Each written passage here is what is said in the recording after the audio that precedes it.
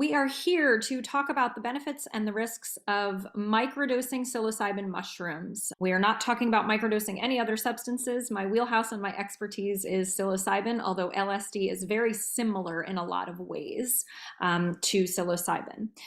Benefits based on the 150 people that I've helped microdose over the last 2 years, and the data that I'm starting to compile so that I can put some actual statistics and numbers out there, because what's coming back to me is super exciting. And we need this stuff written down, and it needs to go in my microdosing book. So first benefit, enhanced creativity and problem solving. Yes, creativity in the literal sense, right? You are perhaps artistically inclined or like to use your creativity. You play music or you do some art. You're definitely going to see, I shouldn't say that, you may see an uptick in your flow state, your ability to get in that flow with your art and with your craft. But I'm also talking about creativity from a problem-solving space. It's really easy for us to see what's not working, right? It's really easy. Most of us really are pessimists when we think about the negativity bias. Many of the optimists in the world strongly choose that and work to cultivate optimism. It's much easier to become negative. This is proven. This is known. So your ability to see what's working and to see solutions can be enhanced with a regular microdosing practice. You can see why this would be beneficial for someone dealing with feelings of depression, right? Seeing solutions, seeing a light at the end of the tunnel.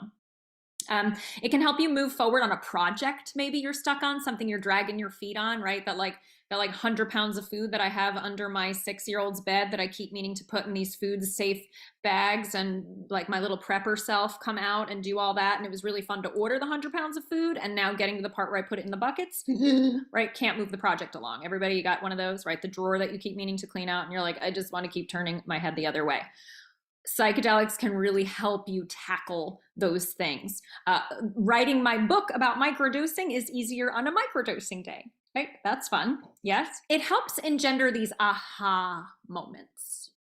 The like, I didn't think of it that way, right? The just slightly different vantage point that you can get into when you use a microdose. It helps some people come to a more focused state, appealing for those who may have that ADHD diagnosis, me. And it pairs beautifully with lion's mane mushroom, which is fantastic for focus. If you are here to hear anything at all, if you have something to heal, and we all do, whether you're willing to acknowledge it or not, you need to be able to go within and become aware. You need to be able to look at your shit. Right? The ego is what keeps us saying, I'm fine, everything's fine, right? I'll even have a microdosing consult with someone and I'll say, why are you interested in this? So I'm just curious. So is there anything you're looking to heal? Nope, everything's really great. I'm just curious, right? Maybe everything's really great with everyone, but there is always something that we can bring our attention and intention to. Self-awareness, key for any growth at all, anything we want to heal. Number 2 point, so that's all the creativity, aha moments, enhanced focus. Decreased sensations of depression and anxiety. Notice I didn't say a decrease in depression and anxiety. For those of you that identify with those diagnoses, I'm going to offer you a little switcheroo in your languaging. Stop saying I have depression. Stop saying I have anxiety, right? It is not part of you. You have sensations of anxiety in your body and mind. You have sensations of depression. Might sound a little silly at first, but it's going to separate you from being so identified with your illness. Same thing as Lyme disease or psoriasis or multiple sclerosis, whatever the thing is that you're saying, I have, right? Notice your language. Be really careful. Put some space between you. I say, I'm healing chronic Lyme. I'm healing mold illness, right? Not, I don't have it. I'm healing it. Choose your language carefully. So the psilocybin looks like serotonin. Like under a microscope, they look very similar. So the body runs the psilocybin through the serotonin receptors in the brain. So there's a natural lift that can happen for many people. The thing that a lot of us are looking for, like a little bit of sparkle, right? Just want to feel like a little bit more happy. I hate that word, I'll be honest with you, but everybody wants to feel happy, right? You can get that lift from psilocybin. You can also experience a downtick in your anxiety or your anxious narrative that may be running for you. When that gets extreme, that becomes psychosis, that like everything is wrong, everyone is looking at you, right? I'm so stupid, I'm making so many mistakes, right? The part of you that is so critical, you maybe can quiet that down with some psilocybin. You will hear me talk about anxiety in the risk part because some people feel more anxious with psilocybin in their system. So I'm not making any guarantees for you if sensations of anxiety is your thing that you're healing. It allows you to be present with the parts of you that need attention. We like to avoid the icky, sticky little parts, right? The 6-year-old inside of me who cried at everything and who everybody said, oh my God, stop crying, crying Ryan, they called me. And it would make me cry even harder, right? That little girl still lives somewhere inside of me. Her feelings get hurt pretty easily. She doesn't take rejection very well. So using psychedelics, I remember the first 6 months I was microdosing, I was volunteering for something and I had to drop off food for it. And somebody had a criticism for the amount of food I dropped off. It wasn't enough food. And he said to me very clearly, I'm not trying to hurt your feelings, as he was telling me about this. And I could tell that he saw on my face that my feelings were hurt. And it was like this huge light bulb went off for me. It was like I saw it through the eyes of someone else on a microdosing day. There's that aha moment. And I thought, I am actually causing all of this stuff, avoiding conversation, not picking up the phone, making this exchange weird with this volunteer organization because I don't want to get my feelings hurt. This guy pointed it right out to me, right at 39 years old. And it was like, oh shit, right? And I knew that, right? Sometimes people will have a big psychedelic journey with me and say, I knew a lot of the stuff that came up already, right? It brings it to the forefront. It brings it right into your field of awareness. And then it allows you to be with that part. It can allow you to see yourself in your trigger, to be more of the curious observer to what's happening when you're triggered, as opposed to like, you and your trigger are just one big enmeshed mess, right? You get triggered and you are the trigger, right? You're like the live wire and it's just like, right? You can't see your way out of that because you're having a huge flood of emotions. Your nervous system has become dysregulated and you are essentially flashed back to a point in time when you were younger, when that trigger was embedded in the nervous system. So on a microdosing day, I can be triggered. It's not going to make your triggers go away. Just full disclosure here, right? I can be triggered and I can notice what's happening as I'm triggered. Oh, wow, my teenager is lying to me right now, right? My 14-year-old is straight up lying to me, right? Did this tonight, called this my 6-year-old son a motherfucker. And then we said, what are you doing? I didn't say that. It was like, we just heard you say that, right? You're lying to me. So the rage starts to build, right? The lying makes it worse. I can see myself enraged. I can feel my feet on the ground. I can slow down my thinking enough to have a productive exchange with him instead of one that's not gonna build our relationship, right? So you can witness yourself in your trigger. This is so key for healing, guys. Psychedelics are not. You have to be able to observe what's going on with you. When I first started doing this, I pretended like it was like I was watching the movie of my life. That's one way to do it, right? Just curious. And you can start your sentences with this when you start doing this if you're new. Oh, how interesting. Oh, how interesting. I'm finding myself breathing really heavily and clenching my jaw. That's interesting, right? Not, oh, you're so stupid right now. Release the judgment. That's the curiosity part. You can get closer to your discomfort with psychedelics. You're not going to heal and you're not going to change if you don't allow yourself to be uncomfortable.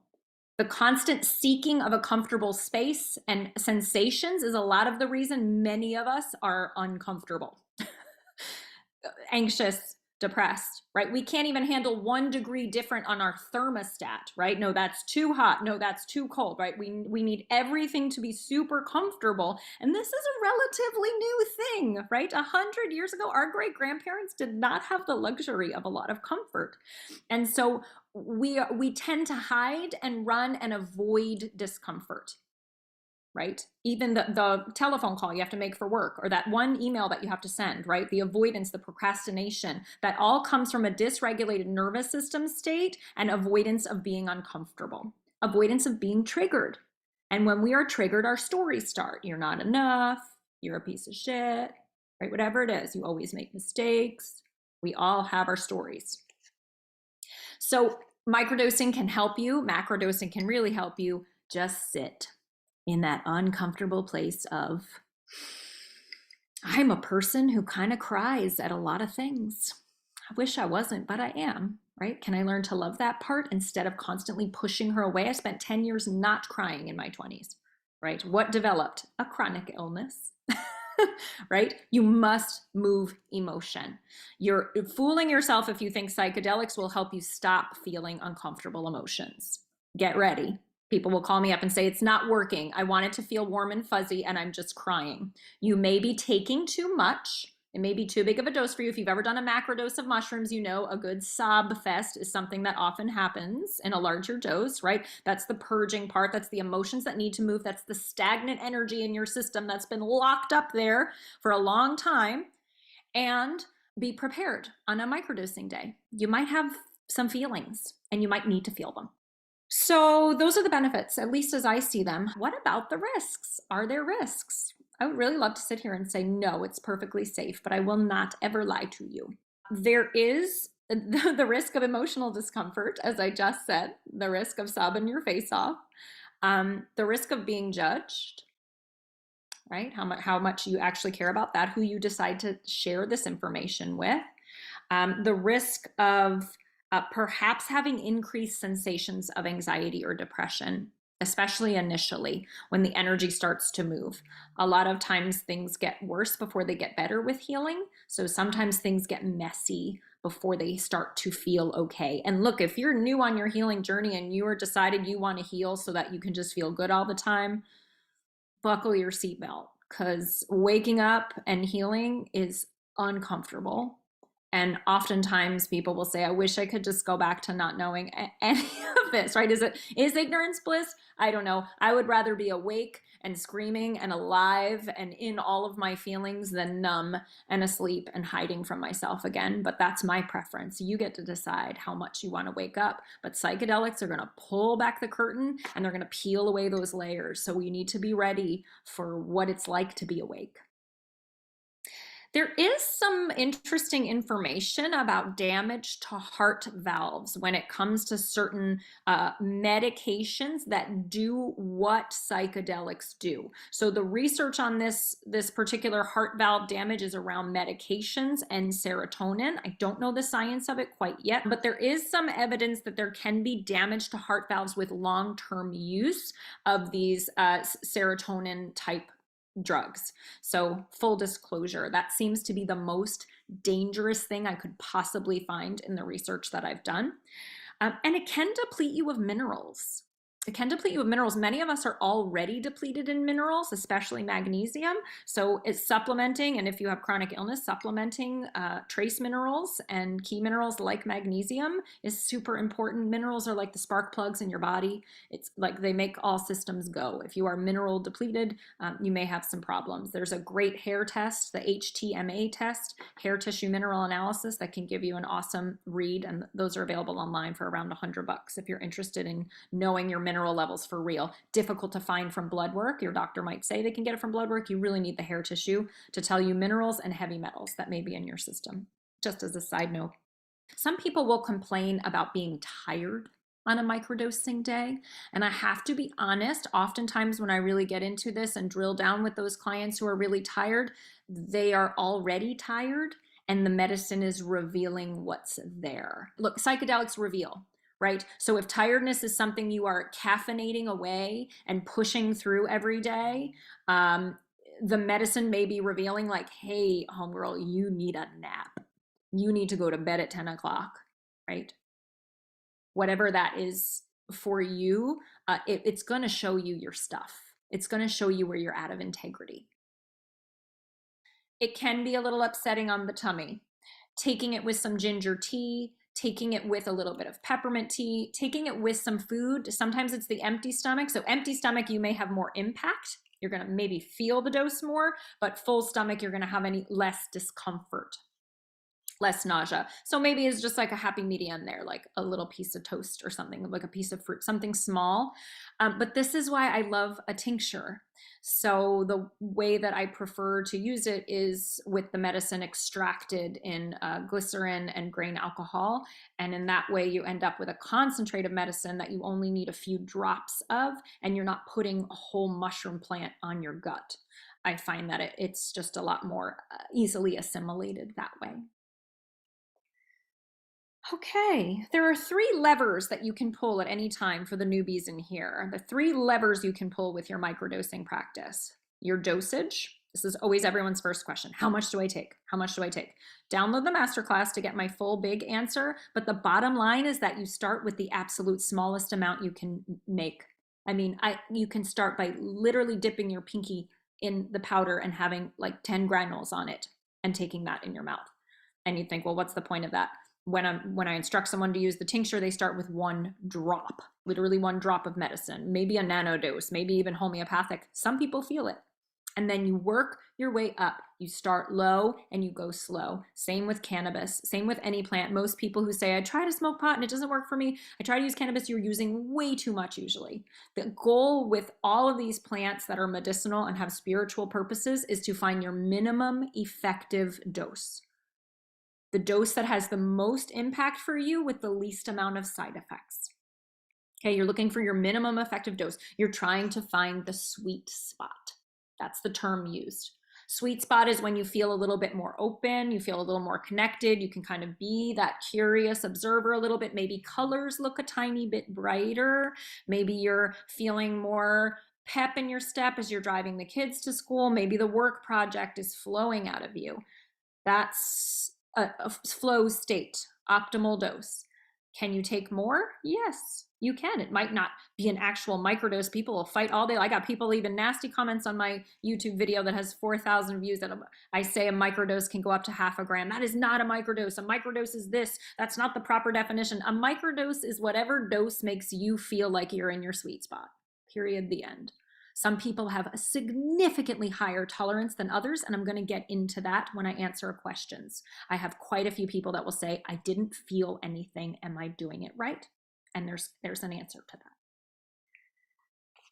Second lever you can pull at any time, schedule. How often are you taking it? You cannot take it every day. You cannot take it every day. You will build a tolerance very quickly within about 2 weeks. So you have to take breaks. This is beautiful because with psychedelics, you need time to integrate what's happened. I actually find the day after I stop microdosing, if I did 2 or 3 or 4 or 5 days in a row even, the day after I stop is my favorite day. No active microdose in my system, less activation, maybe a little less emotion coming up, less ahas, less like, oh, I'm sitting with this part, right? All the stuff that can come up, and a little bit more of a like, okay, I'm just sitting here with all these pieces that came up, but I don't feel particularly activated by them. Just here with them. That's a nice feeling day for me. I used cannabis in combination with psilocybin. They're a beautiful partner, and cannabis is amazing for integration. Cannabis can really help with that connecting those dots. Like, oh, I get it. Oh, I feel what was happening this week. Oh, I feel that. Third lever you can pull at any time. So schedule. Some people do the Fadiman schedule, 1 day on, 2 days off, very popular one. I think it's a great schedule, highly recommended. But then you have the Stamets schedule, which is 5 days on, 2 days off. I recommend more consecutive days for people who are coming off of medications and may really need some extra support, people with a lot of PTSD symptoms cropping up during the day, and those really, really struggling with their mental health. And the third lever you can pull at any time, what intention are you setting? This is the book I'm writing is How to Microdose Mushrooms with Intention. That's the part that's different for me. You can go online and find lots of information about dosage and schedule and every question that you ever have wanted to ask about it. But if you, in my opinion, if you are not connecting with this plant for even 1 second before you take your dose, this plant has a consciousness, right? So connection with the plant before you put it in your body, and then make an ask. Psychedelics reveal. So the sentence stem, show me. Show me what it feels like to move through my day with confidence. Show me what I need to know to become a better mother. Show me what it looks like to be my highest self. Show me how to, I had one, show me how to lead from love with my teenager for months. That was my intention. And all I kept doing every single day was not leading from love, right? It's not magic in that your wish is delivered, right? The intention actually sets the template in your brain for you to connect the new dots. So you can microdose and just see what happens, but it's going to be far more powerful for you to microdose and be super freaking clear about what you want to understand more. Go right to the stuff you're struggling with and ask the medicine. Ask your unconscious mind if you don't think the medicine is answering you. Ask God, right? Whatever you believe, show me. And be ready to be shown. Dosage, schedule, intention. 3 levers you can pull. So when your practice is feeling off, when it's a little bit stale, when you're just starting out and you're not sure what to tinker with, move 1 lever at a time. Don't change a bunch of stuff every time you microdose and you're still having a messy experience with questions, right? Look at it like a controlled science experiment. I'm going to do the same dose and the same schedule, but I'm going to change my intention. I'm going to change my dosage. I'm going to keep my schedule and keep my intention. You don't have to be regimented about it, but I would strongly suggest you journal through the whole process. Write your intention down. I forget it. I don't know. Some people can remember all day. I totally forget. I have to go back at the end of the day and I'm like, oh my gosh. And then you can reflect. Yeah, actually that intention came through in this moment and in this moment. And in those moments, when I'm writing in the journal and connecting those dots are connecting, right? Those neurons are connecting. Those new connections are being made. Psilocybin is magic for neuroplasticity, for changing your brain. Someone asked, should I stay with the same intention until it comes to fruition, or should I change it every time I dose? It's an excellent question. When I first started doing this, I chose a new intention every day because it was so damn fun. And it was like, well, let's see what happens on this day. And now, as I've matured into the practice, I tend to stick with the same one for a little while so that I can go deeper, not wider. It's very ADHD of me to like, that's kind of how I do everything, right? Let's go over here and let's go over here and let's go over here. And that's fine if that serves you. It wasn't serving me in who I want to be. My highest self wants to go deeper. So I've been sticking with the same intention, trying at least a week. I did 2 months on the Show Me How to Lead from Love with my teenager, and I cried every day. But I think I got somewhere. And it's ultimately up to you. I have a colleague that says 3 months, like a full season with the same intention. Keeping it in that window, and then take a break. When your intention comes through, when you're feeling like you've made a breakthrough for yourself, it's a great time to take a break, because that's when you're going to integrate instead of stirring up more stuff, right? Make sense? Let me know if you have questions about intention setting. Can I take a second dose in a day? I get this one a lot. You could do whatever you want. And yes, the impact is in your system for about 8 hours. But some people feel like it fades by the time they get to 2 o'clock or 3 o'clock, depending on how early they took their first dose. So you can take a second dose in a day. Please be aware, though, that it can be stimulating for some people. Some people get a real lift from it. I also know people that can take it right before bed and it doesn't keep them up, which is crazy to me because I get a real lift. So you need to feel out how your body responds to it to decide about it an afternoon dose. But if I'm having ritual that night, if it's a Friday night and it's a full moon, and I know I'm going to have a fire and write in my journal and have some rituals, yes, I'm going to take it later in the day along with some cannabis and feel the impact into the evening. What if I want to take more than a microdose? You can take more than a microdose. Same thing. Start low and go slow. I didn't get to 4 grams a trip dose by just jumping up to 4 grams. It wasn't like I was microdosing and then one day I said, let me do 4 grams. I felt 1 gram, I felt 1.5 grams, I felt 2 grams, I felt 2.5 grams. And then when I got to 4 grams, I had a guide. That was just for me, because right around 2.5, it was like, okay, I don't know if I should be doing this alone, right? So please be safe and ask a trusted person to sit or reach out to a guide. Hello, I am booking. If you want to come to Aiken, South Carolina, and you want to do a psilocybin journey, I am booking for spring right now. Can you recommend a brand of niacin to use with the Stamets stack? Yeah, I use the Source Naturals brand. Source Naturals niacin. You want flushing niacin. You don't want the non-flushing niacin. The stack that he's referring to is called the Stamets stack. If you want to Google it, it's your microdose and lion's mane and niacin all together. Those 3 really promote the neurogenesis that we're all after. They're especially good for aging brains, or if you have real significant depression, niacin is wonderful. So Stamets stack, you can look into that for dosages or go to my YouTube channel. I have a whole video on supplements to take with your microdosing protocol. How much, how little cannabis with it. It's 100% about your tolerance. Start with 1 milligram and work your way up. Everybody's tolerance for cannabis is different. I think some of these edibles are astronomically high doses, and some people have that kind of tolerance. If you've got severe chronic pain, yes, but you don't need a lot of cannabis when you're combining it with psilocybin, doing a little breath work, and being intentional, right? Less is really more with healing. The definition of trauma is too much too soon and overwhelm to the nervous system. We can re-traumatize ourselves by just overwhelming our systems with too many things. I get a lot of people that think, oh, a little microdosing is good. I put 10 squirts in my mouth and now I'm freaking out, right? More is better, right? No. Thank you for being here. I'm so appreciative of this group. Please reach out to me. Please schedule a consult if you think I could help you. I don't really give a heavy sales pitch. It's not my style, but I really do love working with people. Thank you. You guys are awesome.